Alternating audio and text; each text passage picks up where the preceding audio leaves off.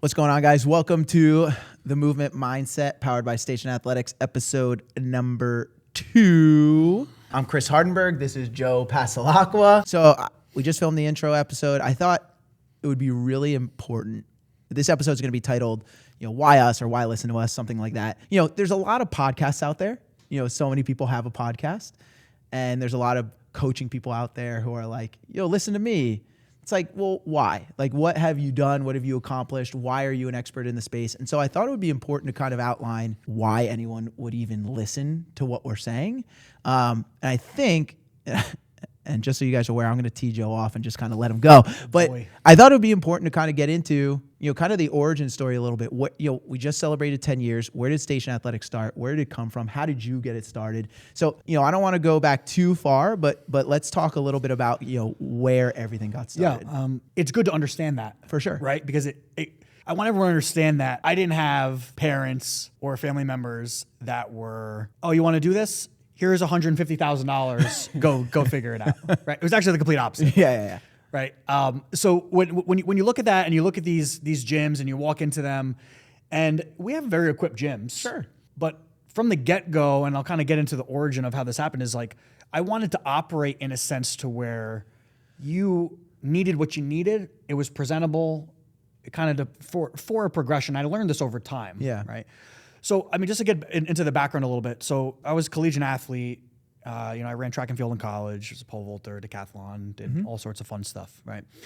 So when I graduated school, it was kind of like the first time in my life that I didn't have organized sports since I'm like 5. Yeah. You know what I mean? Like I was talking to my dad the other day about like little kid soccer. Yeah. You know what I mean? Like 4 or 5 years old. Like that's how long like organized structured sports. It is pretty crazy too, because you do it for so long, and it's just like your life is like, okay, well, I got practice at 3 or 4. Yeah, that's what it was. Yeah. You remember that from high school, with like the 100%. club teams and everything. It never was ending. Yeah. So for me in college, something that like drove me to being a decathlete in that space was there was such a time commitment because it was regimented. Yeah. And I like thrive when it comes to that from a structural perspective. Sure. I'm a very structure-based person, right? So when I lost that, I'm like, all right, well, literally like, what the fuck do I do now? I didn't even like going to the gym because there was no purpose anymore. Yeah. I had no purpose. I didn't exercise and do fitness for any visual experience. Sure. I did it because I wanted the performance piece, because that's what kept me motivated. Was I had a purpose, I had a meet, I had a competition. That's what the whole point of it was. When that was gone, it's like, all right, well, like I don't know what to do now. Yeah. Right. So then it kind of refocused, right? I got a job at WB Mason. Right out of college, my first sales job. And it was something that I kind of always driven to, was sales was always like a very good thing for me. Sure. I was always very good at talking to people, right? From like, I just felt like it was a good place for me to start. So I worked there for about 1.5 years. And while I was doing that, you've met Adam before, like one of my best friends forever.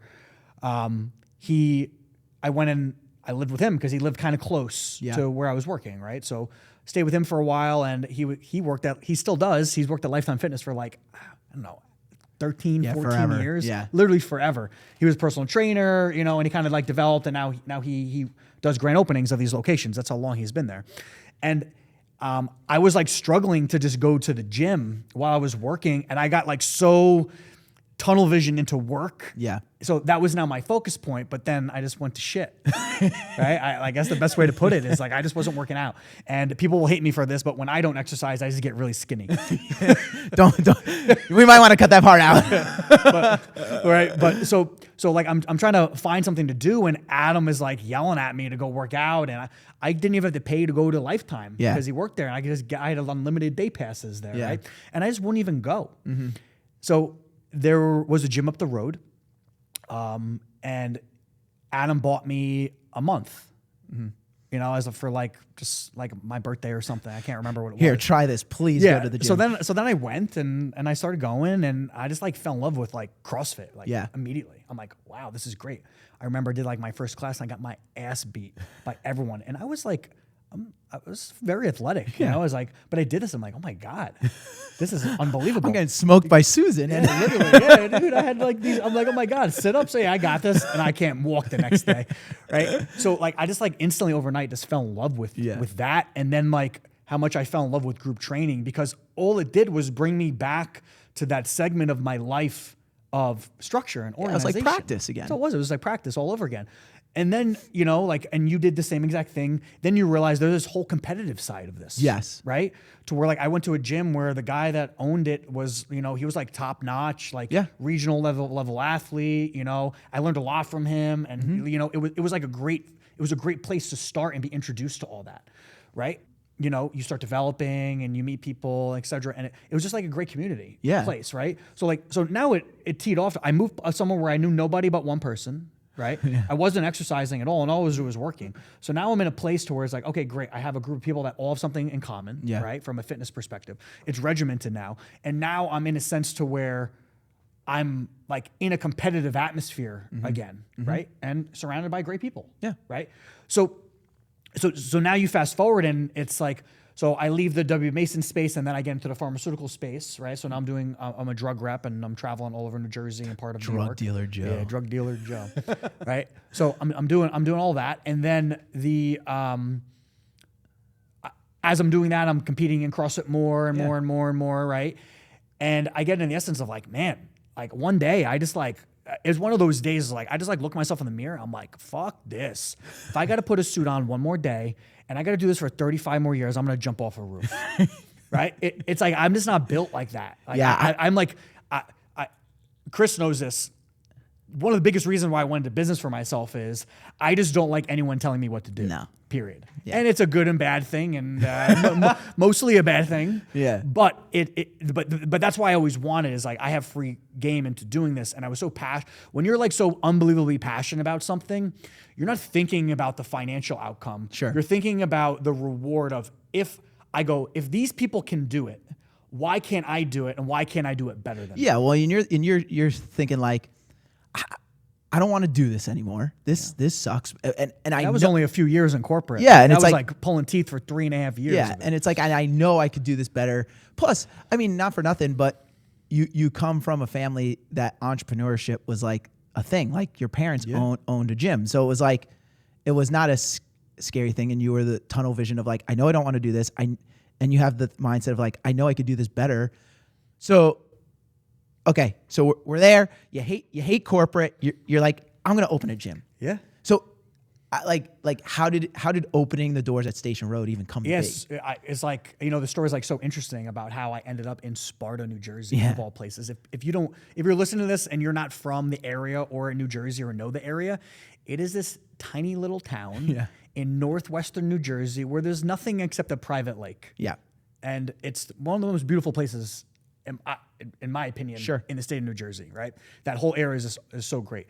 So at the time, right, I'm living in like the Morristown area, right? Because I worked at the hospital there from the pharmaceutical job, and all the doctors' offices, and most of them were there.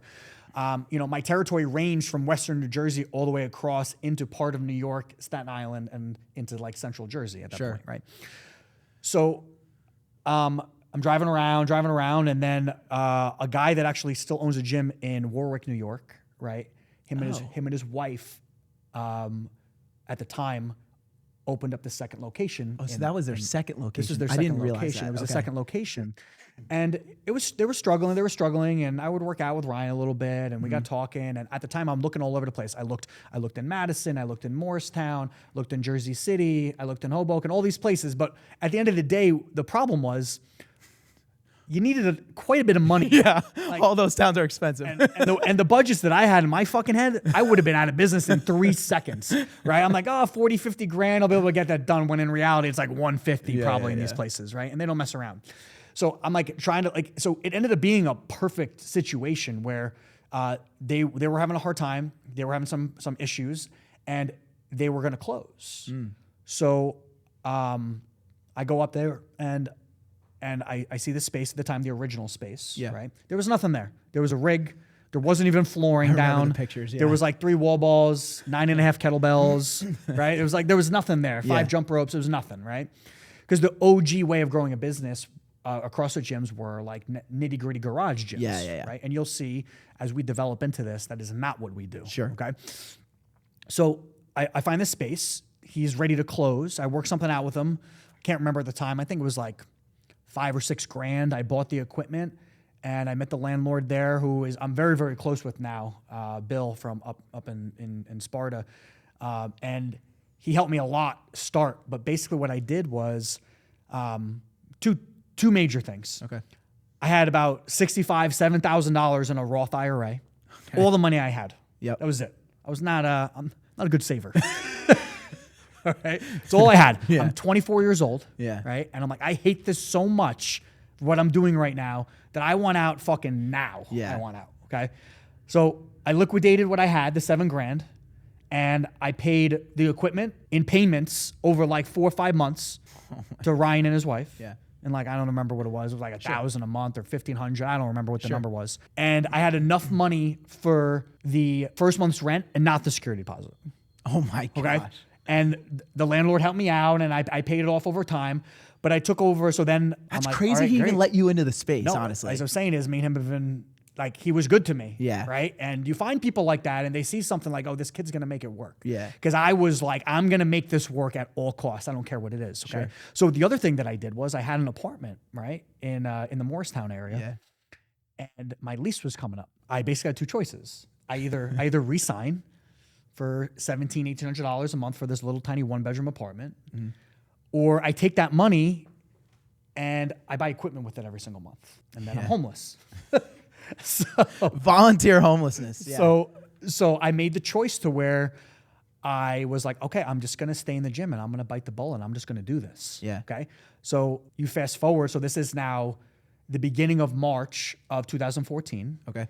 And I start this process. I send all the paperwork. So I'm like, I'm good, right? So me and Adam actually had a trip to Africa. We did that Mount Kilimanjaro hike, right? Well, I didn't know you went to know this? Africa. No. Yeah, so me and him did that in like, it was like 2 weeks before I was supposed to take over the gym. I'm like, hey, I'm buying this gym, my but I'm going to gosh. be away for a couple weeks. I'll see you in a couple weeks. Oh my. So me and gosh. Adam go do that. We come back and I'm like, all right, let's Locked do in. this, right? I'm there for like a week and a half, and I'm like, okay, they were gonna help me kind of like transition. I'm like, you know what? It's easier if I just do this every day myself. So Yeah. I kind of had them go. We were square. I had the equipment I had, and April 1st technically was like, it was that's where Station Athletics, or at the time of like CrossFit Sparta, kind of all started, right? Was that. So it's funny. I refused to throw it out. I had this in where the office is. I had a little bedroom set up. I had a bed in it. Yeah. I still have all that shit. It's above it. Oh yes, I do know that. I just actually. like won't throw it out. It's Yeah. like Shout out Courtney, who's now working out of Joe's old bedroom. You know. So that's how the whole thing started. And I took over.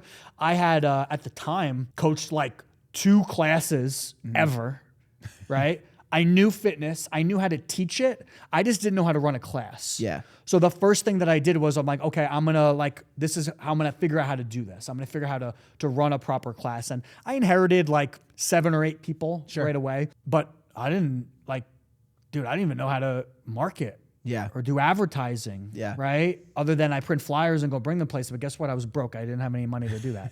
Right? So I started to get some people that were making some traction. You know, one thing that I did, which blows my mind that people don't do this, was I answered the phone. Okay? I can't even tell you the amount of people that I got calling other gyms that just didn't pick up the fucking phone. It's crazy because I think I told you about this, Yeah. but that actually happened to me this past summer. I was on vacation and was like, all right, I want to work out one day. And I called the gym. Yeah. They didn't answer. And the voicemail actually said, hey, this is so-and-so gym. I never answer this phone, so try sending us an email. Yeah. And I was like, insane. I'm not going to send you an email. I'm calling the next place. Insane. Yeah. Right. So we started doing that. So like, and then how I started to grow it is like, I'm going through all the old paperwork that they had, old trial classes, all these things. You know, locally people knew that it turned hands. Some of the other gym owners knew that Ryan and his wife sold the gym and I was the new owner. I did some local competitions. I met some people. But ultimately, how the whole thing started was I sent out like a really poorly written email. For you guys that don't know this, which you won't, I am unbelievably dyslexic to the point to where I can't write emails well. I can't spell. I don't know where fucking punctuation goes. Nothing. Okay? His handwriting even stinks. My handwriting is bad too, right? So, and John, he'll be on here eventually. Yeah. So John, who was my first ever first employee. like employee and full-time employee, John Trotta, who's been a very intricate part of this whole business. at the time and his wife at the time. I sent them an email and he came in and did a trial class. And then, him and his wife started. Some other people came in. We ran dumb shit like Groupons and, I just doing anything. At the time in 2014, you could get away with stuff like that just to get traffic. Yeah. But at the time, you don't understand how bad of a client that individual is. Well, it didn't matter because you didn't have any. No, you clients. didn't have any, so you're desperate. You're desperate. Giving people deals and left and Yeah. right. You're like, please, I need to buy food. It was just me and Samson, dude. Yeah, it's just fucking me and Samson just living in a gym, you know. Yeah. And you're just trying to make it. So we're getting to like 30 people, right? And I have this vision in my head. I'm like, this gym's gonna blow up. At any moment, it's gonna blow up. It's gonna blow up. It's gonna blow up. John's strong point is he loves tech. Yeah. He loves playing around with stuff and figuring out how to do stuff, right? You ever want a good TV? Tell John. He'll tell you exactly what you want to buy. Yes. So we started rolling, and now everything's starting to become trial and error. Yeah. Okay, because we don't have a framework yet. No, but that's business. All I have is Joe's coaching 30 hours a week. I'm there 7 days a week. And on the weekends, I'm painting, moving shit around. Hey, every month buying more equipment. I think it took me 2 months to save up enough money just to buy the floor. Right? Those shitty stall mats. And then I did it twice because I bought the wrong ones. And that's also classic Joe. Your fucking fingers Yeah. hurt. Yeah. If you have ever moved stall mats before and a lot of them and cut them, Marquand and Brian, they all know this shit. Yeah. It like is miserable. My fingers hurt. My fingers hurt. So, every month that's what's happening. So we're getting some traction. I have some members. I was working the pharma job for a few months, and then I go to the local bar Crows with John one night. I'm like, hey, I just want to have a conversation with you.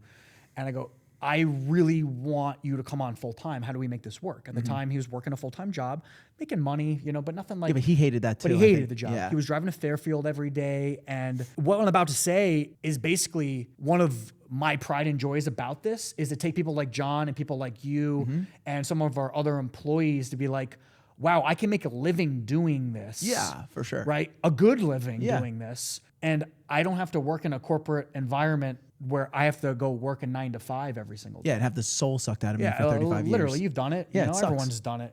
So and that's why I really love our business model of what we've created now. But again, backtracking. So I go, John. I finally came like, hey, dude, I want you to do this, right? So then he says yes to me, and I go, fuck, how am I gonna pay this dude?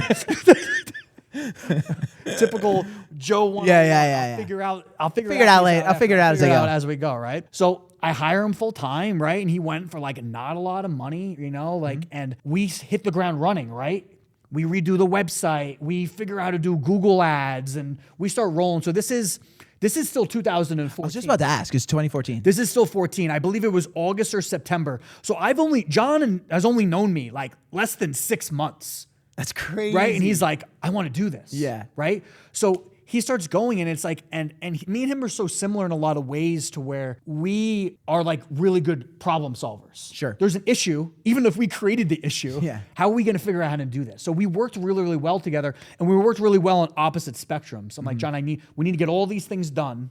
And I'm going to handle all of this. I'm going to make sure that the gym looks the way it's going to look. And I need you to figure out this piece. So we start figuring out Google ads, and we're starting to really we're starting to make a lot of traction. Sure. Right. And then, you get introduced to some people. So now we're rolling into getting into the winter, and we start really rolling. Right. And we start working with a couple business coaches, flops, people that have owned gyms before, OG style stuff. Implementation doesn't really, it's not what we needed. Sure. Right. So we start rolling, and we roll a couple of these great advertising platforms. But again, because I simply did something as pick up the phone or call people back within an hour, by default, we were winning. People at the time, 14, 15, they were looking for small group training gyms. Oh, yeah. And they were like really looking for CrossFit gyms. So if you just did that one simple thing, you like there was a gym down the road, it's still there, but the previous owner at the time, she just didn't pick the phone up. They're like, oh, I called her like 5 times and no one answered. I'm like, oh, great. Well, guess what? I'm here every day, and I'm the owner, and I'm going to do the classes, et cetera, right? Well, and that's why we wanted to do this episode. For those of you that are reading between the lines, it was like, okay, you opened up the gym with almost nothing. You bought the gym, then legit had nothing. Yeah. And then built it just by like sheer hard work, grind, and will, right? So you kind of fast forward, you bring John on, You know, that goes really well. You run a couple different marketing campaigns. You pick up the phone, right? And then in the Flash Zoo, we got 100 members now. Yeah. Right? So I fixed all those problems by like just trying to learn business 101. Yeah. Right? And all I pitched, and it goes to, and when we get to that in our future episodes, it was, I wanted my client experience to be so unbelievably good that I won by default. Right. And that's literally what happened. Yeah. Was I was just so into like, I'm going to teach myself how to just provide someone with the greatest experience that when they come here, that they leave and they're like, wow, the gym or Joe's one of the best trainers I've ever had. For sure. Right? And they used to say that. Yeah. Okay. It caused issues down the road as expansion. And we'll get into that kind of in a little bit.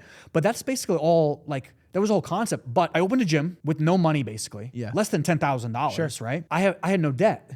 Yeah. On the locations. Yeah. On the first location on Station Road, right? Because of the way that we did it. So, and then I had a full-time employee, and then we had, you know, Vicky, and like we had these part-time employees that started to fill the void, and we just grew so unbelievably fast there that I'm like, wow, I'm really good at this. Yeah. Right? Like we're really, really good at this business. Yeah. And I just went on a frenzy of like, I'm going to annihilate anywhere that we go because I know that my product is so much better. Right. And how I do it. And this is important because, and we're going to touch on this, is like, okay, cool. So came from nothing. Awesome. Figured business out, right? I'm going to be able to launch everything, and I'm great at it. Never going to hit another hiccup again, right? Totally what happened. So crushing it at Sparta. When you now go to open second location, which at the time was in Livingston, right? Yeah, it was at Livingston at the time, which is now CrossFit Roseland. Yep. Right, which is actually our biggest one, our biggest location with the most members. The location is by far the largest as well. Yep. And we did it actually in a non-classic setting because it was a non-warehouse space. Yeah. This is our strip mall location, right? To kind of see like if we can handle it. Rent's very expensive. Yep. And it was a very different approach. Okay. So we're doing so well, and we got to a point to where like, let's open up another one. And this is also at a time I had a business coach that was very pushy into like, you could do another location, you could do another location. And financially, it was not a good choice. Sure. At the time, it was not a good choice to do that. So we go into a location in Livingston, which was up the road from the current location when we started this. And it was, at the time, a gym closed. I bought all the equipment from it. I believe we got like 10 or 12 members off the jump on it, but we're there for 6-7 months with very, very little traction. Yeah. For people listening that don't know, this is how Marquand came into our space. If you know Marquand, he games athlete, played football at Clemson. And it was by coincidence, his now fiance, soon to be wife, is from Sparta. Yeah. So he came with her on like, it was like spring break or something. And I got his information, and I texted him probably about 3 or 4 months after meeting him. And I'm like, hey, what's your plan? Like I'm going to be opening up another location. And then that's how Marquand came into, my life and into the space. But I think it was cool because like, it sounds like, okay, hey, we opened up this location on Dorsa Ave in Livingston. I'm just gonna do the same thing I did with Sparta. But it kind of shows like this is where a lot of businesses go to die, I think, is like, how many gyms do we know open up 2 locations and end up closing one of the 2? If not both. Even happened with Franco. Right. They opened up that other location. It was a disaster, and now they're back at 1, and then they went back to 1. Yeah. I can't tell you how many people have done it. Right. And a lot of it is like, okay, well, this worked for here. It's just gonna work again, right? And not for nothing, but the market changed a lot between 2014 and 2016. And so it was like you remember we opened up Dorsa technically in 15. Yeah, okay. A year later, then we moved it and rebranded it to CrossFit Roseland in 2016. Right. So you take a massive risk, right? You say, all right, I'm going outside of the model I thought was the way to go. And at the time, Sparta, for you micro gym listeners, if you understand numbers here, the gym at the time, Sparta was bringing in, I believe we had about 150, 170 members. Sure. Not at a premium price. Yep. But bringing in $32,000, $33,000 a month in revenue. So it was doing very well. Sure. I was overstaffed and everything else. And but there was a lot of mistakes that I made from 1 gym to 2 gyms. Yeah. Right. And so, okay, you take the risk, you open it up, it's doing okay. And then 2018 hits, which was like, it was like the golden year for our gyms. It was really 2016. Okay. So now what's happening is like, well, how the hell do I get these people in my door? Do you remember the New You challenges? Yeah, well, I remember you running them. Yeah, the New You challenges.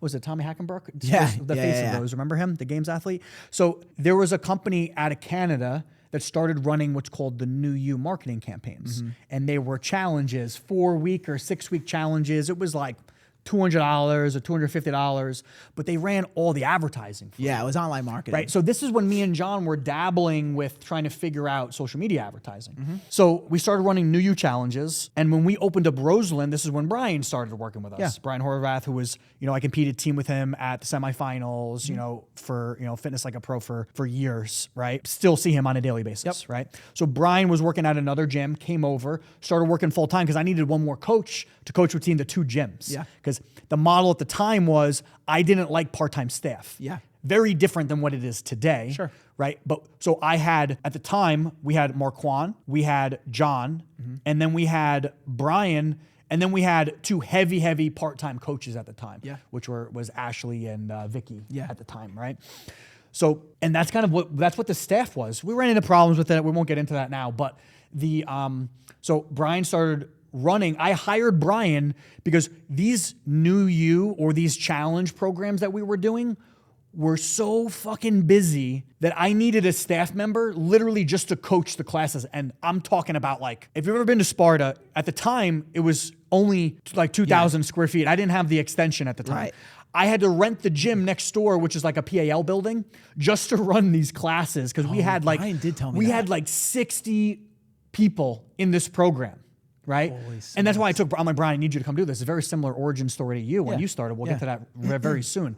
So then in Roseland, so we move over, we start running these New You programs. Before we even opened Roseland, we had like 57 people in this on-ramp program that we ran. Grand opening, New You 6-week or 4-week challenge. I can't remember what it was. Okay. So we started doing that. And then me and John are sitting there and we're like, dude, like, I don't want to pay this company to do this shit. Let's figure it out ourselves. Yeah. So then we learn how to do Facebook advertising and Instagram. So this is the end of 2016. We start running our own campaigns, right? And we're seeing everything that's going on and people are running intro program. So the essence of what CrossFit gyms typically did, and you'll remember this when you were at Hero's Journey, right? Was they would run on-ramp classes and they would either do it for free or it would be paid, right? I hated doing fucking one-on-ones with people, especially when they didn't pay you. And then if they did pay you, it was just a pain in the ass. Yeah. Because you had to schedule with them. It really wasn't time efficient. Sure. Right? What we decided to do was let's just run group on-ramp programs. Yeah. These gyms never did it before because they couldn't get enough people in them at once. Well, yeah, if you're only getting 3 or 4 people, then it's We like, didn't okay, have that we'll just run problem. one-on-ones. Yeah, we didn't have that problem. Yeah. And we started to do it that way. Me and Marquand started doing it that way. And then we did it at Sparta. But it was like, I need to make sure I have a staff member available. I need to make sure that and then if you don't, does it work for the client? You know? And then I had like a specific workout that you would take them through. And it was like something so basic. So because you didn't want to cripple them. You know? It was very, very particular. So then from there, we developed like, okay, great. Let's write our own 6-week program. Yep. That it is an intro course. And right now, all we're going to do is weigh-ins and hand measurements at the time. Sure. Okay. So we developed this program. It starts working. And dude, we went from like Sparta now has like 220 people in this little ass gym. I remember it was so tight. John will tell you, you couldn't even stand on the box. If you did one movement on the rig, you couldn't do nothing else. And actually, Chris used to make fun of me and Marquand. They still make fun of me about this. I would come into the gyms and they would be so busy. I would get anxiety. Oh, yeah, and I would and leave. Yeah. I'd be like, I can't be here. There's too many people in here, right? Because we were having classes with like 32 people in these little tiny micro gyms. So then we get really good at running our own 6-week and 4-week intro courses. So now my job kind of shifted. I'm coaching very, very little, okay? And now I'm basically running the sales at these 2 gyms. And, John was helping. I had, Emmy at the time was helping a little bit. And we're kind of starting to really do this. So we start crushing this so much that while this is happening, we were selling so many memberships that, dude, I remember being so tired. I would have a stack of memberships like this. And I'd be like, I don't even want to bill these people right now. And I'm talking about like, it's like a stack of like 10, 20 G's of like intro programs. Right. And I just was like so exhausted. So now we're rolling into 2016 and we're getting really busy. Now we're at like 150 people in Roseland. Expenses were very high there. The rent in strip malls, if you're a business owner, or in general, is just very expensive, right? But the model can support it if you do it the right way. So now we have 2 very different gym models. Again, amped up, we're moving at an incredible pace. This is only 2.5 years, right? We get rolling and we start doing that. And now I have all these people started to approach me about more locations. Yeah. So then I meet this guy at a seminar that I go to, this guy, Dustin, who, him and his wife, they were running women's only locations. Yeah. Right. And I always said like Sparta would crush. Everyone's like, oh, we want women only classes, women only classes. I'm like, whatever. Right. Yeah. So then I meet this guy in Georgia that's running these women only like a gym, women only. And Dustin's crushing it. So then I get the idea. I'm like, I think this would work really well in Sparta. So I take some polls and I do some stuff. And I'm like, you know what? Let's try this. Yeah. We start that process, right, of this women's only location.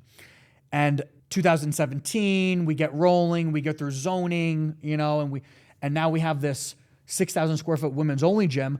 And this was our first really, really successful like pre-sale. Oh yeah. I think our pre-sale was well over 100 people. We completely annihilated that.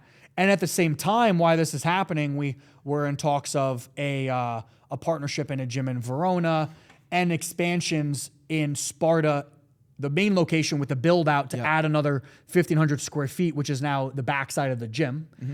And at the same time, taking more space at Roseland, an additional 2,500, 3,000 square feet because we were so busy. So we're in a situation, we're opening the women's gym, right? And I remember all this because I was there. Yeah. We're opening the women's gym. Like my job changed every 4 to 6 months. Let's backtrack a little bit of when you started. Yeah, I started with you in 2017. I was at a gym. It was failing, worse than I even thought at the time. And I was like, I got to get out of here. I can't be around here anymore. The environment was not good for me. So I reached out to you and I was like, hey, do you need a coach? And this is where you were just working out with us a little bit at the time. Yeah. I was like one or 2 days a week. Well, because I had reached out to Marquand and was like, hey, can I come work out with you guys? And he was great. He was just like, yeah, dude, come whenever you want. So I was like, awesome. So I tried to make... And the gym was close. It was only 5 or 6 miles away. Yeah. So it was once or twice a week I would come work out. I was like, all right, I'm looking for a job. So I reach out to you. I'm like, do you need a coach? You're like, no, but the stack of signups, you're like, I'm drowning. I need someone to run this gym for me. Yeah, it was bad. It was to the point to where like you go into business for yourself and you're like, man, you're gonna have entrepreneurship. I would be at the gyms for like 14 hours. Oh yeah. And then you do work on the weekends. Yeah. It was like insane. And I don't think you understood the scope yet. No, not when I signed up. Yeah. So I started doing it and it was like, oh my, like I was at the gym literally 9 to 9, 5 days a week. But I was like, this is the grind I have to do. I was commission only at the time because you were literally like, I want to bring you on. I need to bring you on. The only way I can pay you is commission only. Yeah. So I was like, all right, I had no other options. So I was like, I'm going to make this work. And so, it worked out. The gym grew like crazy. We ended up opening the women's gym, which had a great pre-sale. We were expanding our locations. We were in business partnerships with other people. Things are going great, right? And so we're doing a couple $1 million a year in revenue at this point. Yeah. And so I think this is a great segue because again, you came from nothing, figured out business, grew to a certain point. We should be good for forever, right? Theoretically. But that's not how it worked out. So 2019 hit and we run into some snags. Yeah, we could call them snags. So I mean, essentially, I'm on a high, right? Yeah. Every decision that I make at this point is right.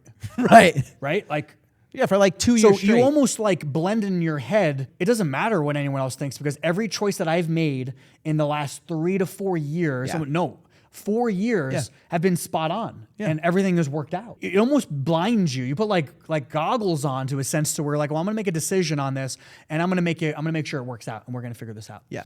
At the time, a lot of people don't understand this. And I don't even know if we've ever spoken about this before is all the money that was made in the gym business all went back into it. Oh yeah. So at the time, people were like, "Oh wow, like Joe must be crushing it." I was living in a 1-bedroom apartment, man. Like I didn't really have anything. Well, the goal was still growth. The goal was always growth. So like if I was making $20,000 or $30,000, $40,000 on a monthly basis, it went all back into the gym business to buy new equipment, to buy this, expansions, and everything is very expensive in this space. And again, so. There's a lot of blinders when it comes to that. We got in a situation to where like we were trying to, me and Chris, we're trying to restructure this business to where it's like, how do we make this operate better? Yeah. And what you look at what other people are doing on a bigger spectrum. We're not looking at other CrossFit gyms. We're not looking at F45. We're not looking at Orange Theory. We're not looking at that size gym. What we're doing is we're looking is like, all right, how does Equinox and how does Lifetime Fitness, like, how do they do what they do? Sure. Right? And my best friend basically tells me how they do stuff. Sure. And we still implement things. Sure. Right? And some things we don't do, but there are a lot of things that we do implemented through from their process because it makes sense. Yeah. Right? So you and I decide that we need to hire salespeople just to run the sales process. Yeah. And man, what a horrible fucking idea that was. So we hired 2 salespeople back to back with the expectation of them even having half of the success that you and I had actually being the salespeople, because what we were trying to accomplish at that time was we had basically a board of us with you, me, John, and Rachel and Kristen grow this from we had a corporate setting. Yeah. Right. And we had the money to do it. And then these 2 sales guys back to back just bombed. Well, the other thing was like, they were awful. Let's just face it. We hired too fast. Yeah. We were growing so fast. We hired too fast. We didn't go through the process of vetting them out. We're like, this guy's going to be great. They were not great. But then on top of it, it was like, we were doing so well with the Facebook online marketing that we slid all our chips to the center of that table. But why wouldn't you? We were closing $800 intro programs for $5.50. Oh, yeah. It was like a joke. It was insane. And then what happened? Facebook changed their regulations because, privacy policies and things like that. We used to be able to, this is irrelevant for people to know, but like we used to geographically target how much money people made, what size house they lived in. It was like a ridiculous thing. And then they changed everything overnight. Yep. Right. So, but it was a lot of trial and error, and we were still getting traction, and we were getting people in, but now the sales process is now broken. So 100% broken. We're driving traffic. We're driving the right kind of traffic. We're driving enough of the traffic. We're spending the money, $3,000, $4,000, $5,000 a month on the advertising, but the sales process sucked because the end result was never getting there because of the people that we had placed. Right. So we got still good traffic, but less traffic than we're used to. Back-to-back horrible salespeople. Then Well, at the same time, we're paying for the extension at Sparta. Yes. We're paying for the extension at Roseland. And we go to open up Madison. Yes. And that was over budget, I think. And it was over budget. Madison was over budget. So we have all these expansions, and then the cherry on top was the protein. Oh, yes. So we're not going to name names. No names. Okay. But we were white labeling protein. We're private labeling protein. It's something that I've always wanted to implement because it was a protein that I was taking on a regular basis, and the products were phenomenal. And we got pitched an idea of why don't we were going to private label, and the guy that owned the company at the time said, "Let's just private label. You can private label mine. Give us great pricing on it." So basically, put us in a hole that we weren't expecting because of some untransparency and some conversations that they thought took place that didn't. Yeah. Put us in like a $90,000 hole on top of having 2 bad salespeople, on top of 2 expansions and a brand new location. Okay. And it was all at once. Come from nothing, build it to this empire, and almost overnight. Yeah. This is like a 4 or 5 month period. Yeah. Where I get to a point, and Chris didn't know this at the time. Rachel, who was She was helping you with the finances. She was helping me run the finances at the time. She was the only person that knew. And we were struggling just to make payroll at this point. For sure. Right? And I'm not the person to make cuts on that. Yeah. I'm like, we're going to figure this out. These people deserve to stay here. So that I suffered tremendously. Yeah. Borrowed an unbelievably amount of money. Probably put myself in a $300,000 hole, roughly. $300 to $350. Yeah. To keep this floating. Yeah. Okay? So then we backtrack. We figure it out. We get rid of these people. We get rid of this. We get rid of this. And now we're in a good position again. We're finally going to be out of debt. Almost free. We're right there. I literally remember the meeting. John and I were talking about this at the 10-year party. We were literally on a call, and Joe's like, guys, I'm making my last payment this week. We are out of debt. This is the beginning of March 2021. No, 2020. 2020. 2020 is when 2020. it hit. Yeah. Last payment, okay? 2 fucking weeks later, COVID. Closed. I started literally laughing. Yeah. I'm like, you can't make this shit up. No. So then overnight, we go from a business now, we fine tune everything. Now we're debt free, and now we're closed. It's almost like reliving it's kind of comical, actually. We can laugh about it now. Of course we can. But 2 weeks. 2 weeks. Yeah. And at the time, we opened up this location too on the franchise. Remember that? Yes. Yeah, we had this as well. At this point, we have 7 locations. Yeah. Okay. We have the 2 Sparta gyms. Yep. We have Roseland. We have Madison opening. Yep. Which was actually doing pretty decent at the time. It was getting to where we needed it to be. It was like just about at break even. Yep. We were like moving in a good scenario there. That was also a women's only gym. Yep. Okay. We had a partnership with somebody in Verona. We opened up Denville, which was a franchise in the beginning. Okay. Ended up not working out. Sure. Okay. And then Franco, one of the original CrossFit owners at CrossFit Steam, him and his at the time partner, we had a conversation because his brother did my taxes, And we worked out something to where I came on as part owner, and now me and Franco own the gym outright 50-50, Yeah. right? So we had 7 locations while this is happening. Everything's moving in a positive direction, like literally everything. Debt free. We have these 7 locations. We're bringing in stupid money in the micro gym business. You and me are like, man, we're taking over. We're ready to rock. We're ready to rock, and I have this plan in my head of like, we're going to start annihilating and we're going to open up more gyms. And then COVID happens. Yep. You fast forward, COVID happens, there's nothing you can do about it. Overnight, we lose all this revenue, you know?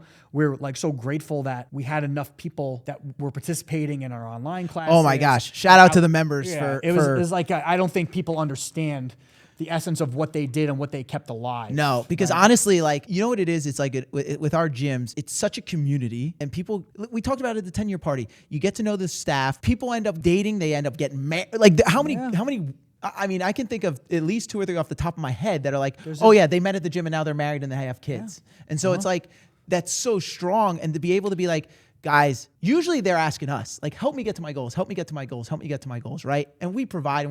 But there's no guarantee that when something seismic like that happens, and we have to go to the members now and be like, guys, like, we're in a bad spot. Yeah. We need you. You know, and it's like, you know, and I renegotiated the leases and the rents, but like I still had to pay money to operate. And so the thing is, right? So we had huge layoffs and, you know. And there's no guarantee that they're going to be like, yeah, no problem. Yeah. And they came out and they're like, we will come and do your outdoor workouts. Yeah. We will do your online workouts. The issue was we couldn't sell new people. Yes. So there were people every month that were dropping off. Listen, the whole world was depressed. Yeah. Right. And we understood them. What are you going to do? You can't tell people they can't. Right. Right. So now we're like, we're trying to make it through that. We're doing it. I start a couple different businesses and whatever. Right. So, and we get to a point to where now we reopen in the middle of 2021. Yeah. Something like that. Like the summertime. And then it was restricted and everything else. And we start to open again, and you know, like everyone took huge pay cuts. You were one of them. Yeah. You know, we laid off half of our full-time staff that we never brought back